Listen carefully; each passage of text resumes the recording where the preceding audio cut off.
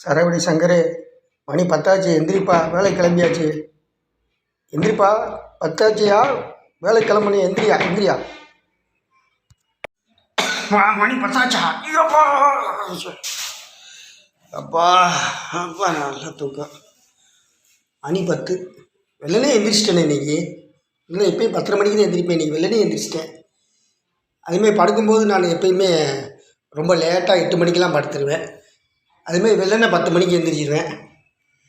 சரி காலை டிஃபன் குடுவை சாப்பிட்டுட்டு வேலைக்கு போவோம்.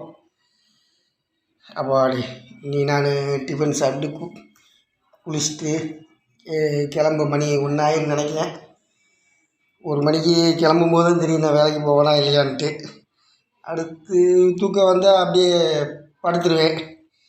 படுத்து திருப்பி சாயந்தரம் 6 மணிக்கு எந்திரிப்பேன். இப்படியே தான் போய்கிட்டு இருக்கு. சரி, நம்ம காலை வேலையை என்னென்னு போய் பார்ப்போம். பார்த்து அடுத்து வேலைக்கு கிளம்புற வேலையை பார்ப்போம். அப்படியே குளிச்சுட்டு வந்தாச்சு. இனி சாப்பிட்டுட்டு கிளம்பணும். மணி என்ன 12. ஐயோ என்ன ஆயிடுச்சு. ஐயோ வேலைக்கு கிளம்புங்க. Half day leave ஆகிருமோ.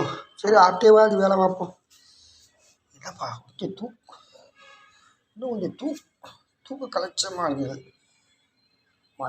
2 மணிக்கு லஞ்சு வந்துடும். அதுக்கடுத்து சாப்பாடு பிரேக்கு 3 மணிக்கு டியூட்டி அட்டன் பண்ணணும். அதனால் கொஞ்சம் நேரம் தூங்கிட்டு போவோம்மா. கொஞ்ச நேரம் செத்தாக தூங்கிட்டு போயிட்டு அது 3 மணிக்கு சேர்ந்து ஆப்டே பார்க்குற மாதிரி இருக்கும்.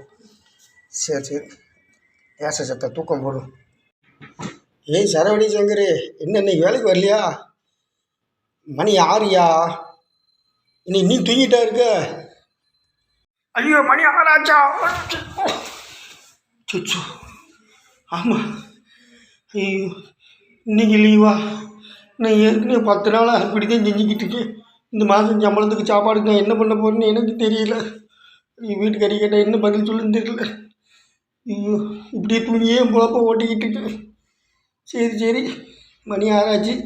நீ மூஞ்சி கை கழுவிட்டு அப்படி பஜார் பக்கம் போய் லேசாக ஒரு கட்டிங்கை போட்டு வந்துட்டு டக்குன்னு வந்து நைட்டு சாப்பாடு சாப்பிட்டு தூங்கிடுவோம். காலையில் க்ளீனாக வேலைக்கு போயிடுறேனே. காலையில் க்ளீனாக செஞ்சிடுவோம். நான் க்ளீனாக வேலைக்கு போயிடுவேன் நாளைக்கு.